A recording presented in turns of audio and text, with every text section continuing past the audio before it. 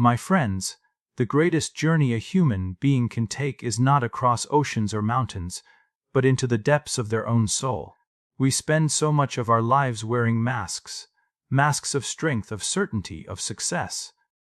While beneath them lies a hidden companion, the shadow. The shadow is not our enemy. It is not darkness sent to destroy us. It is the unclaimed part of our own nature. The rejected feelings, the suppressed desires, the unspoken truths we hide even from ourselves. To deny it is to live half a life. To embrace it is to step into wholeness. You cannot heal what you refuse to see, and you cannot claim the fullness of your being while pretending that a part of you does not exist. The shadow begins to lose its grip on us the moment we dare to acknowledge it. So often, people try to live only in the light, clinging to the virtues they believe make them lovable and acceptable, while banishing everything that feels shameful, wild, or contradictory. But in doing so, they create an inner war, dividing themselves into fragments. To acknowledge the shadow is to pause, to turn inward, and to say, yes, this too is me. It does not mean indulging every impulse or glorifying every flaw, but it means refusing to live in denial. It means opening the door to the hidden room of your soul and allowing light to fall upon what has long been kept in darkness. In that brave moment of recognition, the shadow ceases to be an enemy lurking in secret and begins to reveal itself as an essential part of your wholeness. Only when you stop running from it can you begin to understand its lessons and transform its power into strength. Every human being carries within themselves qualities they struggle to accept, and often these qualities are not seen in the mirror of self-reflection, but in the faces of others. This is the phenomenon of projection. When you find yourself deeply irritated by someone's arrogance, harshness, or selfishness, pause and ask, why does this touch me so strongly? The truth is that the shadow reveals itself through the emotions we project onto the world around us. The very traits we condemn or despise in others are often the ones we have repressed within ourselves. We disown them, exile them, and then encounter them outside, disguised as enemies, rivals, or irritations. Yet these encounters are not accidents. They are invitations. They force us to see what we have buried. When you understand projection, life itself becomes your teacher. Every relationship, every conflict, every moment of judgment holds up a mirror, showing you pieces of yourself you would rather ignore. To recognize this is not to blame yourself for the actions of others, but to realize that your reactions carry meaning. They point toward unfinished business in the depths of your own psyche. And when you begin to reclaim these lost pieces, there comes a moment in the journey of self-discovery when you must stop running from the parts of yourself you have labeled as unacceptable. Anger, envy, greed, lust, fear, these are the qualities most people spend their lives suppressing, ashamed to admit they exist within. Yet by pushing them into the shadows, you do not erase them, you only give them power to work in secret. Owning the unwanted is an act of courage, for it means looking at yourself honestly and saying, this, too, belongs to me. It does not mean acting out every impulse or becoming a prisoner of destructive urges. Rather, it means accepting that these energies are part of your human nature. When acknowledged, they no longer need to sabotage your life from the hidden corners of your psyche. Anger, when integrated, becomes the fire of righteous action. Fear, when faced, becomes the sharpness of awareness. Even jealousy, when understood, can point you toward what your soul deeply desires. By owning the unwanted, you reclaim lost energy and transform raw, chaotic forces into sources of power and wisdom. Denial creates fragmentation, but acceptance creates wholeness. The unwanted is not your enemy, it is unrefined material, waiting to be shaped into the gold of self-mastery. True freedom comes not from pretending to be pure, but from daring to embrace the fullness of what you are. To integrate contradictions is to learn the art of holding two truths at once. To stop tearing yourself apart at the seams because one part of you wants one thing and another part wants the opposite. We are taught to prefer clarity, to choose a side, to valorize consistency, but the psyche is not a single nut instrument. It is a complex landscape where tenderness and fury, humility and ambition, devotion and restlessness live side by side. Integration asks you to stop making enemies of your own impulses and instead to listen to them with disciplined curiosity. This is not moral relativism or laissez-faire surrender. Integration requires clarity and courage, a clarity to see each impulse for what it is, and courage to sit with the tension without rushing to dissolve it into a convenient rule. When you can name the opposing voices inside you. I am fiercely ambitious, and I fear losing what I love. They lose the power to act as saboteurs and begin to disclose their meaning. Ambition may be pointing to a vocation, fear may be guarding what is precious. Both can be honored and guided rather than denied or acted out blindly. Psychologically speaking, the meeting of opposites often produces what Jung called the transcendent function, a new attitude or solution that did not exist before the conflict. It's the creative offspring of tension. Imagine two rivers converging. The turbulence is real, but from that turbulence a deeper current forms, carrying richer water. In practice, this means your decisions and your creativity become wiser. They are informed by the whole of you rather than by a single partial demand. There are concrete ways to cultivate this integration. Practice naming the polarities in writing. Stage an inner dialogue on paper, give each part a voice, and let it speak without interruption. Use guided imagination or dream work to meet the parts that frighten you. Test small experiments, act briefly and responsibly on a contrarian impulse and observe the consequences. Seek mirrors in relationships and in trusted guides who can reflect back the contradictions you avoid. Over time, these exercises build tolerance for inner ambiguity and allow previously exiled parts to come into responsible relationship with your life. Remember that integration is not the same as indulgence. Accepting the presence of a darker desire does not mean you must act it out. Rather, it frees you to choose consciously. Integration strengthens ethical discernment because it replaces frantic repression, which breeds secrecy and impulse, with conscious regulation and transformation. A contained anger becomes a boundary, a reclaimed longing becomes a compass, a tempered pride becomes a healthy confidence. Ultimately, the ability to hold contradictions makes you more human and more effective. It enlarges your compassion because you recognize the same contradictory terrain in others. It deepens your creativity because your inner oppositions become sources of imaginative tension. And it quiets the inner war that wastes energy on self-policing. The goal is not simple harmony at any cost, but the mature capacity to carry complexity, to let the light and dark converse until a new form of wholeness is forged. Keep practicing the patience of this work. In the meeting of your opposites, you will find the fuller shape of your soul. Pain is the language of transformation, though at first it speaks in tones we resist. It arrives as loss, rejection, failure, or the quiet ache of emptiness, and our instinct is to flee, to numb, to distract ourselves until it passes. Yet pain does not come as a punishment. It comes as a messenger. Beneath its sharpness lies an invitation to growth, a call to shed what no longer serves us and to step into a deeper truth. Just as alchemists labored to turn base metals into gold, so too are we asked to turn the leaden weight of suffering into the radiant light of wisdom. Pain has the power to strip away illusions. When life wounds us, it dismantles the false identities we cling to. The masks of control, the illusions of permanence, the fragile ego structures that pretend to be invincible. In this dismantling, we are forced to encounter what is real. The loss of love teaches us the depth of our capacity to care. The sting of failure reveals the resilience hidden beneath discouragement. Even despair, when faced with honesty, can clear the ground for a more authentic life to emerge. Pain unmasks us, and in that vulnerability we become more human, more compassionate, more whole. To alchemize pain, we must resist the urge to bypass it. Too often people attempt to leap directly from suffering to hope, from grief to positivity. But gold is not created by avoidance, it is created by fire. Sitting with pain, listening to it, feeling it fully without judgment, is the crucible in which transformation begins. Within the very intensity we resist lies the energy of renewal. Tears wash the soul. Grief softens the heart. Struggle sharpens the will. This process demands courage. It means looking at wounds not as permanent scars of defeat, but as sacred openings through which deeper wisdom can flow.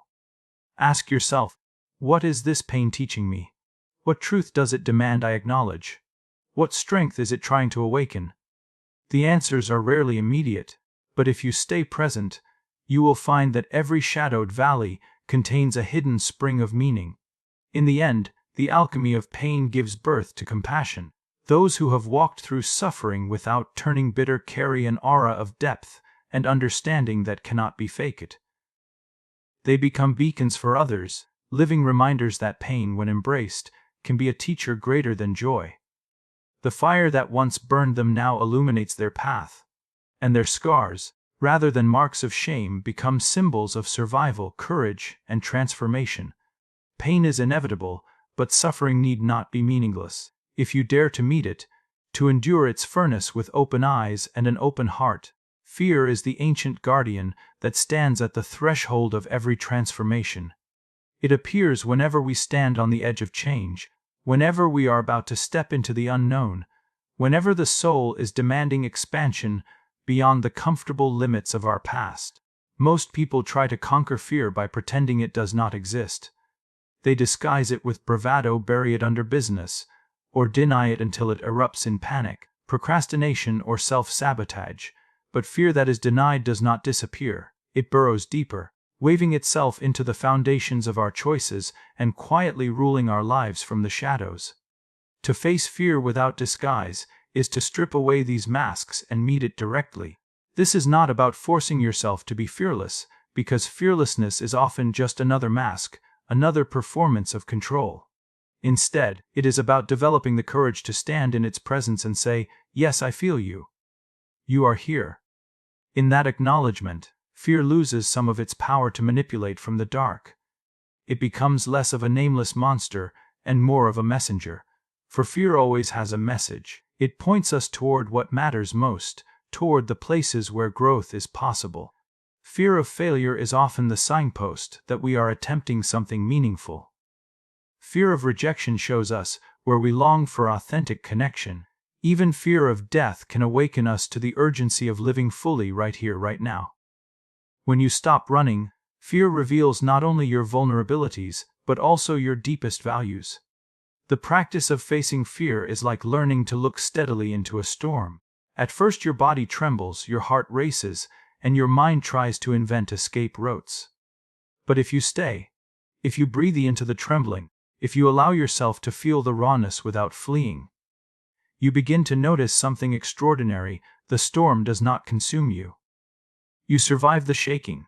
You grow stronger in the very act of enduring. Fear ceases to be a signal of limitation and becomes the threshold of possibility. This work requires patience and ritual.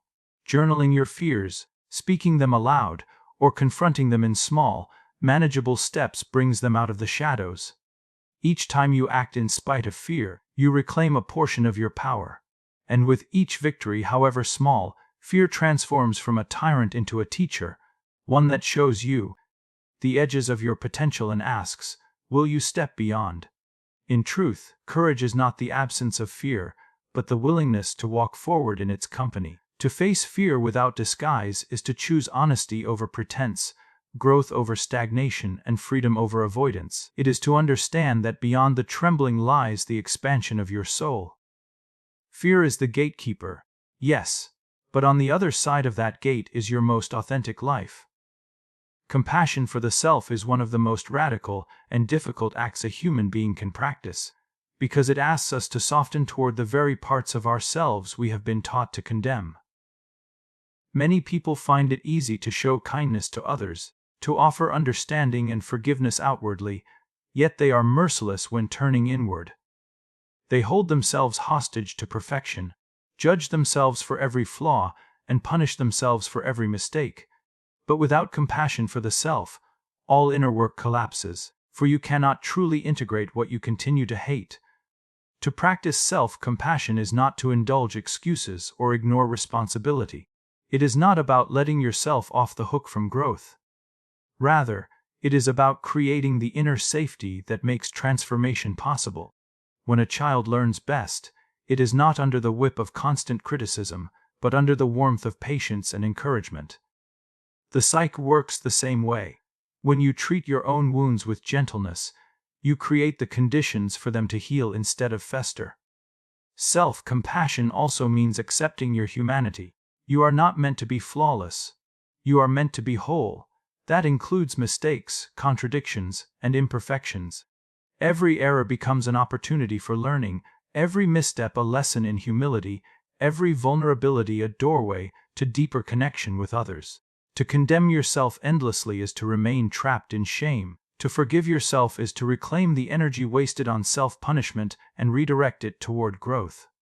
This practice begins in small moments, noticing the harsh inner critic and answering it with kindness, offering yourself the same understanding you would give a friend, and refusing to let the voice of shame define your worth. It is choosing to rest when your body is tired, to speak truthfully when your heart aches, to honor your needs without apology. Over time, these acts of gentleness weave together into a deep trust in yourself. And when you cultivate compassion for yourself, something remarkable happens. You begin to expand your compassion for others. By learning to sit with your own flaws and still extend love inward, you realize that everyone else is carrying their own silent battles. This breaks down judgment and deepens empathy. Self-compassion, then, is not selfish. It is the root from which authentic compassion for the world grows. In the end, compassion for the self is the ground of individuation. Without it, the shadow cannot be welcomed, the wounds cannot be healed, and the fragmented self cannot become whole. To look at yourself with eyes of mercy is to declare, I am worthy, not because I am perfect, but because I am human. And in that embrace, the soul begins to breathe freely. The dialogue with the inner world is the sacred conversation that most people avoid. Yet it is the very foundation of self, knowledge, and transformation. We live so much of our lives outwardly, responding to demands, fulfilling roles, reacting to events, that we forget there is another dimension of existence unfolding quietly within us. This inner world, composed of dreams, intuitions, emotions, fantasies, and symbols, speaks constantly, but it does not use the language of ordinary reason. It whispers through images, metaphors, and sensations, and unless we learn to listen, we live cut off from half of ourselves. To enter into dialogue with the inner world requires stillness and humility. You must be willing to step back from the noise of daily life and turn inward. This can happen through journaling, through meditation, through paying close attention to your dreams, or simply through sitting in silence and letting the psyche speak in its own strange, poetic ways. At first, what arises may seem chaotic or nonsensical. Fragments of memory, irrational fears, images that have no obvious meaning.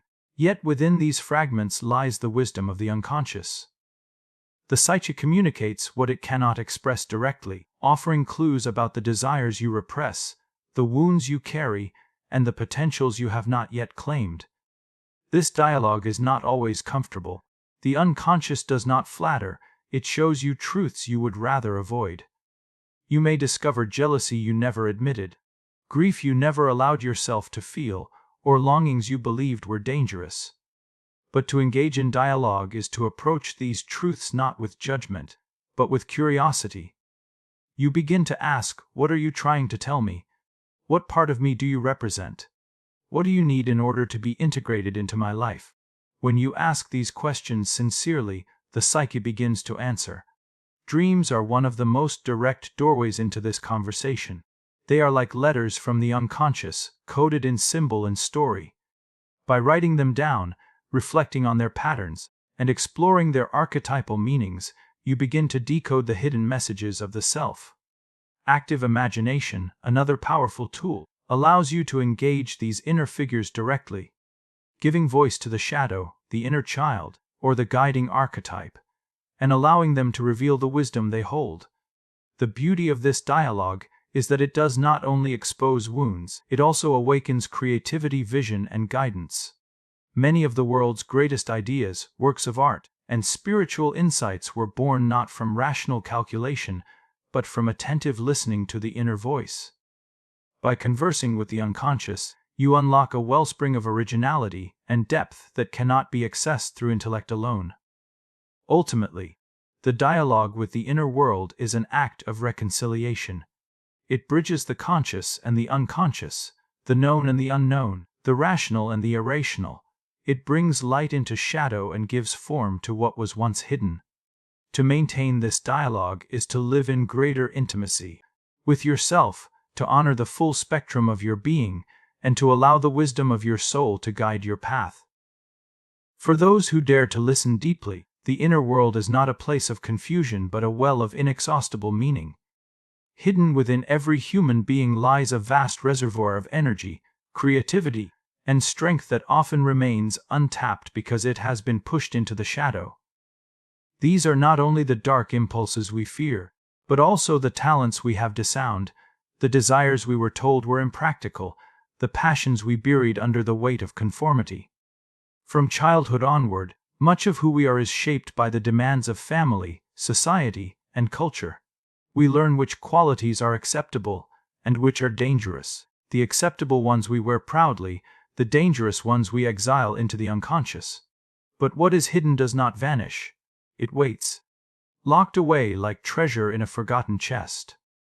The liberation of hidden potential begins with the recognition that what you repress often contains your greatest gifts. A person who has suppressed their anger may also be suppressing their capacity for courage and boundary setting. Someone who hides their envy may be overlooking their deepest longings and ambitions. Even qualities we associate with weakness, sensitivity, vulnerability, tenderness, can become sources of profound wisdom and connection once reclaimed. By denying these aspects, we deny ourselves wholeness. By reclaiming them, we awaken dimensions of power we never knew we had. To liberate hidden potential requires the courage to look directly at what you have disowned. This is why shadow work is not simply about facing darkness, but about uncovering gold. The traits you reject in yourself are not obstacles to your growth. They are the raw materials of your transformation. When you welcome them back into consciousness, they cease to sabotage you from the shadows and instead begin to fuel your life with vitality. What once seemed threatening becomes creative. What once felt shameful becomes empowering. This process is not instant. It unfolds through practice, patience, and honest self-inquiry. Begin by asking, what do I envy in others? What do I criticize most strongly? What qualities in myself do I hide from the world? In these answers lie clues to the dormant potentials waiting for release. Keep a journal of your dreams, for the unconscious often expresses your unlived life through symbolic images, a neglected talent, a forgotten joy, a repressed longing. Honor these clues, and you begin to retrieve what was lost. The liberation of hidden potential is not only personal, it is also collective. Each person who integrates their shadow gifts back into life contributes something authentic to the world. The artist who once repressed their creativity because it seemed childish, the leader who denied their authority out of fear of rejection, the empath who hid their sensitivity because it seemed weak. When these potentials are freed, they enrich not only the individual but also the community. Ultimately, hidden potential is not about becoming someone else. It is about becoming more fully yourself. It is about reclaiming the exiled parts of your soul and allowing them to stand in the light of day. Liberation means no longer being at war with yourself, but allowing every piece of who you are to contribute to the symphony of your life. And in that symphony, you discover a freedom far greater than success or recognition. The freedom of living as your authentic, whole, and radiant self. Wholeness of being is not about perfection, nor about constructing a flawless self that never falters, doubts, or struggles. It is about embracing the totality of who you are. The light and the shadow, the strengths and the wounds, the virtues and the contradictions. Most of us are taught to divide ourselves, to present only the polished, socially acceptable parts, while burying everything messy, painful, or misunderstood. But when we live in fragments, we feel a constant sense of incompleteness. Something is missing, though we may not be able to name it. Wholeness is the state of no longer abandoning yourself. It is the courageous act of saying yes to the entirety of your human experience. To seek wholeness is to resist the lie of perfection. The ego often imagines that being whole means always being in control, always being positive, always living in clarity. Yet true wholeness is far more paradoxical. It means making peace with your contradictions, recognizing that sorrow deepens joy, that fear strengthens courage, that vulnerability gives rise to intimacy. It means that every part of you has a place at the table of your soul. Wholeness does not erase conflict, it integrates it. It allows you to carry complexity without falling into despair or denial. This integration requires a lifelong dialogue with the self. It asks you to meet your shadow without fear, to honor your wounds without letting them define you, to cultivate your gifts without arrogance, and to recognize that your journey will always be a weaving of brokenness and beauty. Practices like dream work, journaling, meditation, therapy, or creative expression become sacred tools in this quest, helping you uncover what has been hidden and bring balance to what has been divided. Each time you reclaim a lost piece of yourself, you take a step closer to living as a unified whole rather than a scattered collection of masks. The fruits of wholeness are profound. It gives you resilience, because you are no longer shattered by difficulty, but grounded in the knowledge that even your struggles belong. It grants you authenticity, because you no longer need to pretend. You live from the truth of your being rather than from a role you are forced to play. It awakens compassion, because once you have embraced your own flaws and shadows, you cannot help but see others with gentler eyes. Wholeness of being is not a destination but a way of life. It is the ongoing practice of integrating, balancing, and honoring every facet of the self. In this practice, you discover that the light does not cancel the dark, and the dark does not cancel the light. They exist together, shaping a richer and deeper humanity. To live in wholeness is to stand in the center of yourself, rooted, real, and radiant, knowing that you are not broken, not incomplete, but already whole. And from that place, life ceases to be a battle of fragments and becomes a dance of unity, a living expression of the soul's fullness. So I ask you today, will you continue to fear the dark, or will you enter it with courage? The shadow is not your curse. It is your unfinished symphony. To integrate it is to become fully alive. Step into the depths. Meet yourself honestly, for only in embracing the shadow will you awaken the true light within.